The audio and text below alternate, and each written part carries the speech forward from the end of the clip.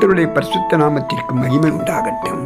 எனக்கு அன்பான சகோதர சகோதரிகளுக்கு ஆண்டவராகிய இயேசு கிறிஸ்துவின் இனிய நாமத்தின் நல்வாழ்த்துதலையும் வணக்கத்தையும் தெரிவித்துக் கொள்கிறேன்.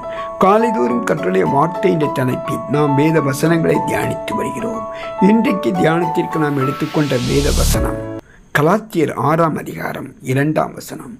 ஒருவர் பாரத்தை ஒருவர் சுமந்து இப்படியே கிறிஸ்துவனுடைய பிரமாணத்தை நிறைவேற்றுங்கள்.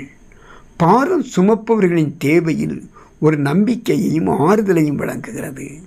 துயரத்தின் பாரம் பாவத்தின் விளைவு, மற்றவர்கள் தவறால் ஏற்படும் பாரம் மற்றும் பூமியின் வாழ்க்கையில் ஒரு பகுதியாக சுமைகள் எல்லோருக்கும் இருக்கும்.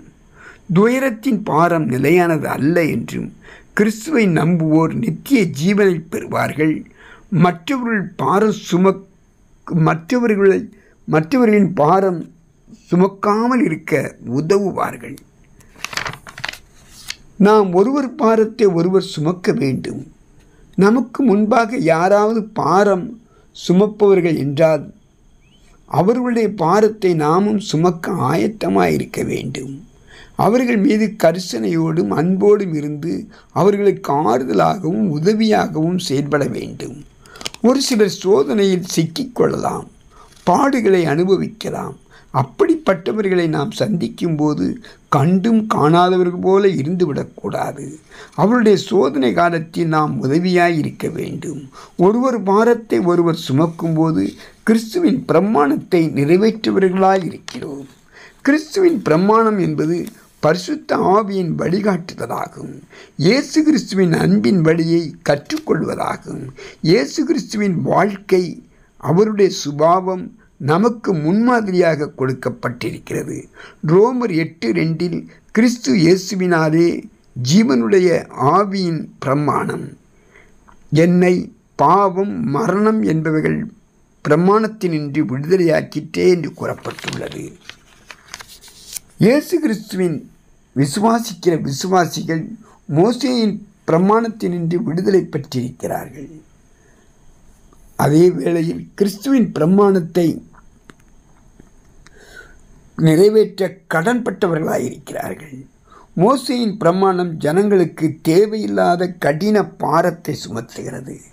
கிறிஸ்துவின் பிரமாணமோ ஒருவர் பாரத்தை ஒருவர் சுமக்க வேண்டும்.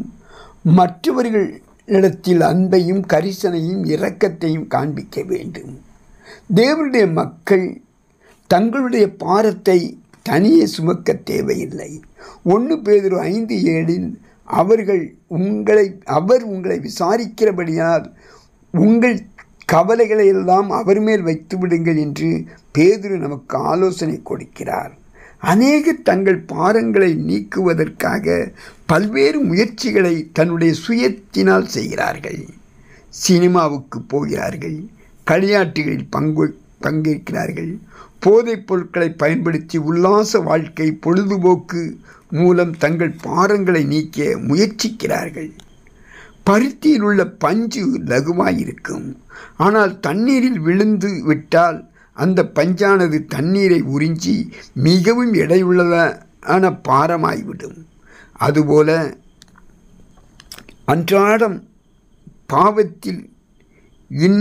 பாவத்தில் விழுந்து கிடந்தால் இன்னும் அந்த பாரம் அதிகரிக்குமே தவிர குறையாது.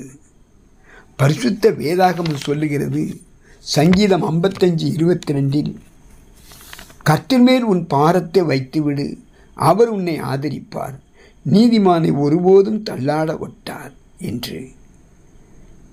என் பாரத்தை மாற்ற யார் இருக்கிறார்கள் என்று கலங்கிக் கொண்டிருக்கிறீர்களா? தேவன் இயேசு கிறிஸ்து உங்களை நேசிக்கிறார். பாரத்தோடு இருக்கும் உங்களை பார்த்து, வருத்தப்பட்டு பாரம் சுமக்கிறவர்களே எல்லோரும் என்னிடத்தில் வாருங்கள், நான் உங்களுக்கு இளைப்பாறுதல் தருவேன் என்று மத்தேயு 11:28 அன்போடு அழைக்கிறார். இயேசுவிடம் வாருங்கள், பாவங்களை மன்னித்து சமாதானம் தருவார். நம்பிக்கையோடு வாருங்கள், அவர் உங்கள் பாரத்தை மாற்றி தருவார். ஆமேன்.